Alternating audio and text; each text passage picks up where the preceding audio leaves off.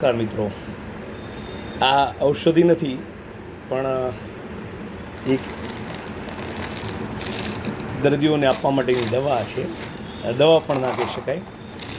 આ છે રોજડાના લીંડા, એટલે જે નીલગાય કહીએ ને એના લીંડા છે. અને જે સ્ત્રીઓને વારંવાર કસુવાવડ થતી હોય એને રતવેલીઓ નામની ઔષધિ આપવામાં આવે, પ્લાન્ટ હોય, વનસ્પતિ હોય. અને સાથે એવું કહેવાય છે કે રોજડાના લીંડા પીવાથી રતવા હોય નાબૂદ થતું હોય છે. મારી પાસે એવા પણ પેશન્ટ્સ છે કે જે લોકોને વારંવાર મિસ થયું હોય ત્યારે અમે સાથે સાથે આ પણ આપીએ છીએ અને રેગ્યુલર પીવડાવીએ અને સાથે હોમિયોપેથિક દવા, ડાયટ પ્લાન આપીએ અને એટલા માટે જ અમને સફળતા મળે છે. એટલે આવી વસ્તુઓ પણ અમે દર્દીઓને સજેસ્ટ કરીએ છીએ. એટલે અમારા એક મિત્ર છે નટુભાઈ ધામિલિયા, એની એક પોસ્ટ હતી, એ પોસ્ટમાં મેં કીધું હતું જો આટલા બધા છે અમારી પાસે, ગામડેથી મંગાવેલી વસ્તુ છે અને આનો અમે કોઈ ચાર્જ લેતા નથી.